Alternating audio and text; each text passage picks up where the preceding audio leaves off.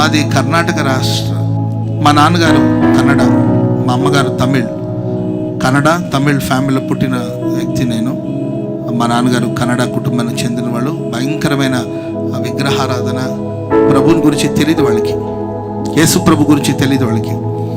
ఇప్పటికీ చాలామంది అమాయకత్వంలోనే సాగిపోతున్నారు. పెద్ద కుటుంబం, మా నాన్నోళ్ళు ఇంచుమించు 20 మంది, 17 మంది అన్నదమ్ముళ్ళు, 3 అక్క చెల్లెలు అంటే పెద్ద ఫ్యామిలీ, చాలా పెద్ద కుటుంబం. మేబీ నేను అనుకుంటున్నా ఆ ఊర్లో సగం మంది బంధువులే ఉంటారు అనుకుంటున్నాను. ఆ ఊర్లో పెద్ద పెద్ద పదవులు ఉన్నారు కుటుంబ సభ్యులు, కానీ ఎవరు యేసు ప్రభు నమ్ముకోలేదు. మరి మా అమ్మగారు మాత్రం కొంచెం, మా అమ్మగారికి యేసు ప్రభు గురించి తెలుసు. ఆమె కూడా వివాహం చేసుకుని మా నాన్నగారి ఇంటికి వెళ్ళిన తర్వాత ఆమె కూడా భక్తి, ప్రార్థన ఇవన్నీ మానేసి వాళ్ళలో కలిసిపోయి, తప్పదు కదండి, ఆడపిల్లలకి అదే సమస్యలు కదా, వాళ్ళతో కలిసిపోయి వాళ్ళ కార్యక్రమాలు నిమగ్నమై జీవిస్తున్న రోజులవి. మరి అది ఎవరు చేసిన పాపమో తెలీదు, ఎవరు చేసిన శాపమో తెలియదండి.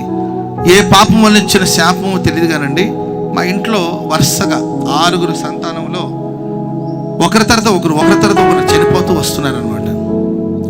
అంటే ఒకరు చనిపోతారు, ఆ తర్వాత పుట్టిన బిడ్డకి, అంటే ఎవరో చెప్పారంటే మా అమ్మకు, మరి మా నాన్నకి చెప్పారు, కానీ చనిపోయిన బిడ్డ పేరు పెడితే ఆ బిడ్డ బతుకుతుందని చెప్తే మరి అలాగే వాళ్ళు నమ్మారు కాబట్టి అలా జరిగింది. ఒక అక్క చనిపోయారు, ఆ తర్వాత ఇంకొక అక్క పుట్టారు. ఆ చనిపోయిన ఆమె పేరు ఈమెకి పెడితే ఆమె బతికింది. ఆ తర్వాత ఇంకొక అమ్మాయి పుట్టిందండి, ఆ అమ్మాయి కూడా చనిపోయింది. ఆ అమ్మాయి పేరుని ఇంకొక తర్వాత పుట్టిన అమ్మాయికి పెట్టారు. అట్లా వరుస 6 చనిపోయారు, 3 ఉన్నారు ఇప్పటికీ. 3 చనిపోయారు, 3 మిగిలారు. ఆ తర్వాత చనిపోయే వరుస ఎవరిదంటే నాదనమాట. నెక్స్ట్ ఇక వరుస కంటే ఒకరి తర్వాత ఒకరు పోతారని కన్ఫామ్. అది ఒకరు బతికితే నెక్స్ట్ ఉన్నవాళ్ళు చనిపోతారు. సో నా ముందున్న అక్క బాగానే ఉన్నారు, ఆమె బాగుందండి. ఆ తర్వాత చనిపోయే వరుస వచ్చి నాది. భయంగానే ఉన్నారండి. అంతలోపు నేను గర్భంలో పడ్డాను.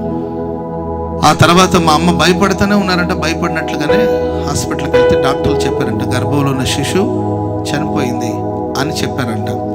అప్పుడు మా అమ్మ కన్నీళ్లతో, ఎవరు చేసిన పాపమో నా జీవితానికి ఎందుకు ఇలా శాపంగా మారుతుంది, వరుసగా ఇలా ఎందుకు జరుగుతుందని మా అమ్మగారు ఆ రోజు యేసు ప్రభు వైపు తిరిగి ఒక చిన్న ప్రార్థన చేస్తున్నారు. అప్పటికి మా అమ్మ లోకంలో కలిసిపోయి కుటుంబం వివాహం చేసుకున్న తర్వాత భర్త అడుగుజాడలో నడుస్తూ ఆ ఆచారాలు, ఆ పద్ధతిలో ఉన్నారు. మా అమ్మగారు ఒక చిన్న ప్రార్థన చేసుకున్నట్టు, యేసు ప్రభువా, మరి ఏ పాపమో నా జీవితానికి శాపంగా మారి పుట్టిన నా బిడ్డలందరినీ పోగొట్టుకుంటున్నాను, ఈ బిడ్డని నువ్వు కాపాడితే ఈ బిడ్డ నీ సేవకు నేను సమర్పిస్తానని మా అమ్మ చిన్న ప్రార్థన చేసుకున్నారంట. ఒక చిన్న ప్రార్థన చేసుకున్నారు. ప్రార్థన చేసుకున్న కొన్ని గంటలు, కొంత సమయం గడిచిన వెంటనే ఆల్రెడీ డాక్టర్లు, నాన్నగారు రైల్వేలో ఎంప్లాయ్, రైల్వేలో డ్రైవర్గా పనిచేస్తారు నాన్నగారు. సో మాకు railway school, railway hospital, railway quarters, మొత్తం రైల్వేలో ఉన్న వాళ్ళు తెలుసు, అదొక ప్రపంచం. సో కాబట్టి రైల్వే హాస్పిటల్లో ఉన్న డాక్టర్లు, ఫ్యామిలీ డాక్టర్స్ ఉంటారు, వాళ్ళు వచ్చి చూసి, అమ్మా బిడ్డ చనిపోయాడు, మరి వెంటనే మరి ఆపరేషన్ చేసి బిడ్డను బయటకు తీస్తే మంచిది, లేకపోతే తల్లి ప్రాణాన్ని కూడా ప్రమాదం అని చెప్పారంట. అప్పుడు మా అమ్మ ప్రార్థన చేసుకున్న ఒక హాఫ్ అన్ అవర్కి 45 మినిట్స్కి చనిపోయిందని డాక్టర్ చెప్పారు కదండి. ఆ బిడ్డ గర్భంలో మరలా కదలడం ప్రారంభించబడిందంట. ఆమె ఆ తర్వాత నేను పుట్టాను. చిన్నప్పటి నుండి మా అమ్మ నాకు చెప్పేది, నాన్న నువ్వు గర్భంలో ఉన్నప్పుడే చనిపోయి పాతాళానికి వెళ్ళిపోయావు, నువ్వు పాతాళానికి వెళ్ళిపోతే యేసు ప్రభు పేరు చెప్పుకొని నేను పాతాళానికి దిగి వచ్చి నేను మరలా వెనక్కి తీసుకొచ్చానని మా అమ్మ చెప్పేది. హల్లెలూయా, నువ్వు సేవ చేయరా అని మా అమ్మగారు ఎప్పుడు చెప్పేది. అంటే తెలీదు ఆవిడ కూడా, అంటే పెద్ద అంత దైవభక్తి ఏం కాదు, యేసు ప్రభుని గురించిన మిడిమిడి జ్ఞానం. నువ్వు దేవుని సేవ చేయాలనేది, కానీ ఎలా చేయాలి అవన్నీ ఆమెకు పెద్దగా తెలీదు. నన్ను ఒక చర్చికి తీసుకెళ్ళి మా అమ్మగారు బాప్తిజం ఇప్పించారు. మా ఫ్యామిలీ వాళ్ళందరూ కూడా మా నాన్న ఆచారాలు, మా నాన్నగారి పద్ధతులు, అంత ఫ్యామిలీ అంతా అలా ఉండేవాళ్ళు. నన్ను మాత్రం మా అమ్మ, నన్ను మా అక్క ఒక ఉంటారు, మా ఇద్దరిని తీసుకెళ్ళి ఒక చర్చిలో మా ఇద్దరికి బాప్తిజాలు ఇప్పించి మా అమ్మ చెప్పేది, వాళ్ళు ఎట్ట పోయినా పర్వాలేదురా, నీవు మాత్రం చర్చికి వెళ్ళి నీవు ఒక దైవ సేవకుడిగా మారాలి, ఒక ఫాదర్గా మారాలి లేవు అని మా అమ్మ చెప్పేది. చిన్నప్పుడు మాకేం తెలుస్తుందండి, నాకు చిన్న వయసులో తీసుకెళ్ళి అక్కడ ఆ చర్చిలో నాకు అబ్రహాం అని పేరు పెట్టారు. స్తోత్రం చెప్పండి అందరు గట్టిగా. అబ్రహాం అనే పేరుకి అర్థం ఏంటో కూడా నాకు తెలీదు. అప్పుడు నాకు కొంచెం తెలివి వచ్చిన తర్వాత నేను అడిగాను, అబ్రహాం అంటే ఏంటి, ఎవరు అని అడిగితే, అబ్రహాం అంటే చాలా గొప్పవాడు అంట. ఎవరంటండి? చాలా గొప్పవాడు. ఎక్కడుంటాడు ఆయన అంటే, ఆయన చాలా గొప్పవాడు అంటారా. నీవు అంత గొప్పోడవ్వాలని మా అమ్మ చెప్పేది. ఆ తర్వాత ఆ చర్చిలో ఉన్నవాడు కూడా నాతో చెప్పేవాడు. సరే ప్రియులారా, నేను ఎదిగే కొద్దిగా మరి ఎందుకో తెలీదు, నాకు కొంచెం జ్ఞానం వచ్చే ఆ సమయానికి ఏదో చీకటి సంబంధమైన కార్యక్రమాలు, లోకపు ఆత్మ, చీకటి క్రియలు నన్ను వెంటాడుతూ ఉండేది. నేను కొంతకాలం మా బంధువుల ఇంట్లో చదువుకున్నాను. ఆ ఇంట్లో ఉన్న బంధువులు అంటే మా అన్నయ్య వాళ్ళ ఫ్యామిలీ, వాళ్ళ కుటుంబాలు ఉండే వాళ్ళు భయంకరమైన కార్యక్రమాలు ఉండేవాళ్ళు. లైవ్లో అవన్నీ చెప్పలేము మేము. భయంకరమైన కార్యక్రమాలు ఉండేవాళ్ళు. వాళ్ళ ఒంట్లోకి ఏదో స్పిరిట్ వచ్చేదనమాట. ఆ ఒంట్లో స్పిరిట్ వచ్చేది. ఆ ఇంట్లో మా మా మా వదిన వాళ్ళ బ్రదర్ ఉండేవాడు. ఆయన ఒంటి మీదకి ఏదో స్పిరిట్ లాగా వచ్చేదండి. ఆయన ఊగిపోయి పరిగెత్తుకుంటూ వెళ్ళి చెట్టెక్కేసేవాడు. ఏదో వింత వింత పనులనే చేస్తుండేవాడు. నేను వాళ్ళ ఇంట్లో కొంతకాలం ఉన్నాను. అనుకోకుండా ప్రియులరా, వాళ్ళ ఆచారాల వైపు, వాళ్ళ పద్ధతుల వైపు మగ్గు చూపిస్తూ నేను అటువైపు నా అడుగులు వేస్తున్నప్పుడు మా అమ్మ నాకు ఎప్పుడు చెప్పేది, నాన్న నీవు పుట్టినప్పుడే నీవు గర్భంలో ఉన్నప్పుడు కానీ చనిపోయావు, నేను ప్రభుకు మాట ఇచ్చాను, నువ్వు చాలా జాగ్రత్తగా ఉండి. మన అమ్మగారు చెప్పేవాడండి. నేను ఎదిగే కొద్దిగా చీకటి శక్తులు నన్ను ఆవరించడం, చీకటి శక్తులు నన్ను బలహీనపరచడం, నన్ను నేనే విమర్శించుకోవడం, నన్ను నేనే కృంగదీసుకోవడం, చావాలని అపేక్ష పుట్టడం, చావు కోసం ఎదుగుతున్న రోజులు అవి. చావాలని ఎన్నో ప్రయత్నాలు చేసిన సందర్భాలు కూడా ఉన్నాయి. చాలాసార్లు చనిపోవాలని కారణాలే లేవు. ఏదైనా పెద్ద ఆర్థిక సమస్యలా, లేకపోతే ఇంకేదైనా సమస్యలా, ఏంటంటే చిన్న వయసు, నేను అప్పటికి ఇంకా 10th క్లాస్ కూడా రాలేదు. 8th 9th చదువుతున్న సమయంలో ఏదో ఒకటి చేసుకుని చనిపోవాలని ఒక స్పిరిట్ నన్ను వేధిస్తూ ఉండేది, బలహీనపరుస్తున్న రోజులవి. అలాంటి సమయంలో ప్రేమైన వల్ల నాకు పెద్దగా భక్తిలో లోతు తెలీదు. ఆ తర్వాత ఒక దైవ సేవకుని ద్వారా నాకు దేవుని గురించి పరిచయం అయింది. ఆ తర్వాత దైవజనులైన యేసన్ గారు నాకు పరిచయం అయ్యారు. స్తోత్రం చెప్పండి అందరు గట్టిగా. కర్ణాటకలో మా ఊరికి దైవజనులు యేసన్ గారు వచ్చారు. నిజంగా ఆశ్చర్యం. కర్ణాటకలో దావణగిరి అనే ఊరు మా ఊరి పేరు. ఆ ఊరికి దైవజనులు యేసన్ గారు రావడం, వారు ఇలాంటి సభలు ఏర్పాటు చేయడం, ఆ సభలో నేను పాలు పంపులు పొంది ఆ సభలో పరిచర్య చేయడం, ఆ తర్వాత దైవజనులు యేసన్ గారి దగ్గర నేను బాప్తిస్మం పొందడం కూడా జరిగింది. ఆ తర్వాత మందిరానికి వెళుతూ నేను చదువుకుంటున్నప్పుడు ఒక రోజు నాకు ఒక దర్శనం ఇచ్చాడు దేవుడు. ఆ రోజు కూడా దైవజనులు యేసన్ గారు మా ఊర్లోనే ఉన్నారు. ఆ దర్శనంలో దైవజనులు యేసన్ గారు వెళుతూ ఉన్నట్లు, యేసన్ గారిని నేను వెంబడిస్తూ ఉన్నట్లు ఒక కలగన్నాను. నేను ఒక దర్శనం చూశాను, ప్రార్థనలో, కలగా దర్శనం అది. ఆ తర్వాత ఎప్పుడైతే ఆ దర్శనం చూసినప్పుడు నేను ఇంటర్మీడియట్ చదువుతున్నాను, నాకు ఒక 17-18 years. అప్పుడు ఒక దర్శనం చూశాను నేను. ఆ దర్శనం చూసిన వెంటనే మంచి చెడుకు వ్యత్యాసం కూడా తెలియని పరిస్థితులు అవి. ఆ దర్శనం చూసిన వెంటనే నాకు ఏం జరిగిందో తెలియదండి. ప్రార్థన చేసుకున్నాను, దైవజనుల దగ్గరికి వెళ్ళి మాట్లాడాను నేను. అప్పుడు ఆయన అన్నారు, అంటే నాకు అప్పుడు తెలుగు కూడా రాదు, నీ కన్నడ పిల్లోడు కదా నాన్న, అక్కడికి వచ్చి ఏం చేస్తావు అని ఆయన నాకు ఏదో సలహాలు చెప్పారు. నేనేమో ప్రార్థన చేసుకున్నాను. ఆ తర్వాత పట్టు విడువ యేసన్ గారు నేను అడిగాను. అప్పుడు యేసన్ గారు, సరే నాన్న మరి సేవ చేసేది అయితే ఎప్పుడు వస్తావన్నారు. రేపే వస్తానన్నాను. చిన్నతనం కదండి, ఓవరు తెలీదు కదండి, సేవ అంటే తెలీదు, పరిచయం అంటే తెలీదు, బైబిల్ గురించి జ్ఞానం లేదు, ప్రార్థనల గురించి లోతైన అనుభవం లేదు. ఏదో యేసుప్రభు నమ్ముకున్నాను. ఎక్కడ ఆంధ్రప్రదేశ్, ఎక్కడ కర్ణాటక, భాష కూడా రాదు. భాష రాని దేశంలో నేనేం చేస్తాను, ఏమీ ఆలోచించలేదు. ప్రభు నాకు ఒక దర్శనం చూపించాడు.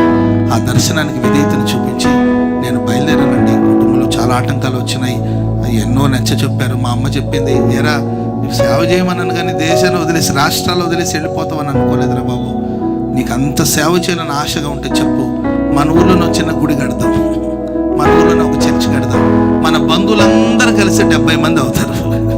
ఎంతమంది అవుతారు? 70 మంది అవుతారు. ఆ కళ్ళు ముందు ఉంటావు కదా, ఎక్కడికో వెళ్ళిపోతున్నాడు. లేదు, దేవుడు నాకు దర్శనం ఇచ్చాడు. నాకు అప్పుడు సరిగ్గా 18 సంవత్సరాల వయసు.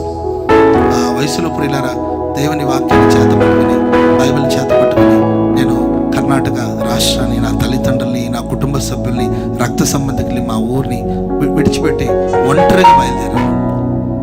యేసన్ గారు చెప్పారు రమ్మని, బయలుదేరి వచ్చానండి. వస్తున్నప్పుడు మా ప్రాంతపు సరిహద్దులు దాటుతున్నప్పుడు నాకు పెద్దగా ఏడుపు వచ్చింది. అరే వెళ్ళిపోతున్నాను ఏంటి ఒంటరిగా, ఏం జరుగుతుంది నా లైఫ్లో?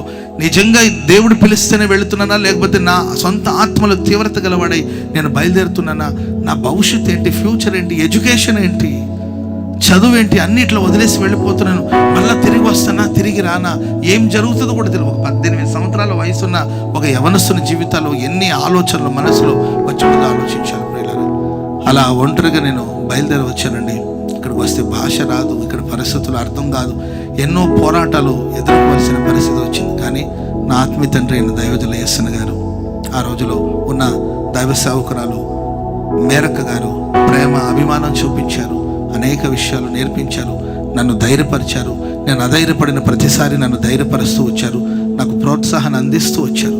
ఎక్కడ వాడో కదా ఈ అబ్బాయి, ఎక్కడ వాడో కదా ఇతని మీద అంత అభిమానం చూపాల్సిన అవసరం ఉందని అనుకోకుండా దేవుని ప్రేమను బట్టి అపరిమితమైన ప్రేమను చూపించారు, ఆదరిస్తూ వచ్చారు, ధైర్యపరుస్తూ వచ్చారు. అప్పట్లో ఫోన్లు అవన్నీ కూడా లేవు కదండి. కుటుంబాన్ని వదిలేసి వచ్చేసాను.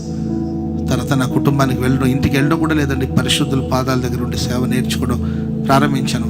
అలా ఆరంభించబడిన నా జీవితం ఒంటరిగా భీకర ధ్వని కలిగిన పాడైన ఎడారిలో యాకోబు ఏ విధంగా ప్రయాణం చేసుకుంటూ వచ్చాడో ఆ విధంగా ఎన్నో సమస్యలు, ఎత్తుపళ్ళాలు, పోరాటాలు అవన్నీ దాటుకుంటూ వచ్చాను. ప్రియులారా, దాదాపుకి ఇప్పటికి 24 సంవత్సరాలు ఆ రోజు ఒంటరిగా బయలుదేరి వచ్చిన నా జీవితాన్ని ఈరోజు మహిమకరంగా ప్రభు మార్చుచున్నాడు. మహిమకరంగా దేవుడు మార్చి ఉన్నాడు.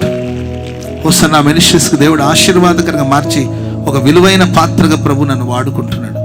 ప్రపంచాలు అనేక దేశాలకు దేవుడు తీసుకెళ్ళాడు. అనేక దేశాలకు వెళ్ళి నేను దేవుని సాక్ష్యాన్ని పంచుకుంటూ వచ్చాను. వేవేల సంఘానికి దేవుడు ఆశీర్వాదకరంగా ప్రభు మార్చాడు. లక్షలాది మంది ప్రజలకు దేవుని వాక్యాన్ని ప్రకటించే స్థితిని దేవుడు దయచేశాడు. ఉదయం రాత్రి ప్రతి ఉదయం ఎక్కడో ఒక చోట దేవుని మాటలు ప్రకటించడానికి దేవుడు ఆయన చేతిలో ఒక పనిముట్టుగా ప్రభు నన్ను వాడుకొని నన్ను బహుగా ఆశీర్వదించాడు. ఆమె చెప్పండి అందరూ గట్టిగా. నన్ను చూసిన ప్రతి కళ్ళు ఆశ్చర్యపడేటట్లుగా, నా గురించి విన్న వాళ్ళందరూ కూడా విస్మయం చెందేటట్లుగా నా జీవితాన్ని దేవుడు ఎంతగానో ఆశీర్వదించాడు. దేవుని ప్రియులారా, ఎవరు విడిచినా ఎవరు మరచినా మనం ఆరాధిస్తున్న దేవుడు మనల్ని విడవని దేవుడు, మరువని దేవుడు. ఆమెను చెప్పండి అందరూ గట్టిగా. నేను ఒకటే చెప్తానండి, యేసు ప్రభువుని నమ్ముకొనని ఒక కుటుంబం నా కుటుంబం. మా నాన్నగారేం నీతిమంతుడు కాదు, మా నాన్నగారేం పెద్ద భక్తుడేం కాదు. యేసు ప్రభు గురించి అస్సలు తెలియని కుటుంబం, భయంకరమైన శాపగ్రస్తువులో ఉన్న కుటుంబం నా కుటుంబం. ఇంకా చెప్పాలంటే మా నాన్నగారికి త్రాగుడు వ్యసనాలు కూడా ఉండేది. ఒక త్రాగుబోతు కొడుకు నేను. ఒక శాపగ్రస్తమైన కుటుంబంలో పుట్టిన వాడు నేను. అలాంటి కుటుంబంలో పుట్టిన నా మీదే దేవుడు ఇంత కరుణ చూపించి నన్ను కటాక్షించి పేరు పెట్టి పిలిచి గర్భంలోనే చనిపోయిన నాకు ప్రాణాన్ని పోసి గర్భంలోనే చీకట్లోనే కలిసిపోవలసిన నా జీవితాన్ని ఈ బాహ్య ప్రపంచంలో వెలుగును చూసేటట్లు సహాయం చేసిన దేవుడు. అంతేకాదండి, మరణించాలి చావాలనుకుంటున్న అపేక్షను చంపి, చనిపోవాలనే ఆశల్ని చంపి, బ్రతకాలని బ్రతుకు మీద ఆశను పుట్టించి, నిరాశ నిస్పృహలో నుండి దేవుడు నన్ను వెలుపలకు తీసుకొచ్చి, నేను ఎప్పుడు చెప్తుంటానండి, నేను యేసయ్యని ఏ రోజు వెతకలేదు. యేసు ప్రభువుని వెతకాలి అని వాక్యం చెప్తుంది, కానీ నేను ఏ రోజు దేవుని వెతకాలి, దేవుని మందిరానికి వెళ్ళాలని ఏ రోజు ఆసక్తిని కనపరచలేదు. నేను యేసుని వెతకకపోయినా నా యేసయ్య నన్ను వెతుక్కుంటూ వచ్చాడు. నశించిపోతున్న నన్ను వెతుక్కుంటూ ప్రభు వచ్చాడు. తన రక్షణ సంతోషాన్ని దేవుడు నాకు ఇచ్చారు. తన ఆత్మ ప్రత్యక్షతను దేవుడు నాకు దయచేశారు. నిరాకరించబడి, తృణీకరించబడి, ధిక్కరించబడిన స్థితిలో ఉన్న నన్ను ఒక విలువైన పాత్రగా ప్రభు నన్ను మార్చుకొని ఈరోజు ఆశీర్వాదకరంగా నడిపిస్తున్నారు. నేను చెప్పే మాట ఏంటంటే, ఒక అన్యుని కుటుంబంలో, ఒక లోకంలో పాపంలో శాపంలో ఉన్న కుటుంబంలో పుట్టిన నన్నే ఎంతగా ఆశీర్వదిస్తే, ఈ రాత్రి మైదానంలో వాతావరణం ప్రతికూలంగా ఉన్నా కూడా పట్టించుకోకుండా మీరందరూ ఇక్కడ కూర్చొని ఉన్నారండి. ప్రియులారా, మిమ్మల్ని మీ కుటుంబాన్ని దేవుడు కనికరించుకుండా ఉంటాడా? నిన్ను నీ కుటుంబాన్ని దేవుడు విడిచిపెడతాడా? దేవుడు నిన్ను మరిచిపోతాడా? ఆయన ఎన్నడూ తన ప్రజల్ని విడనాడడు.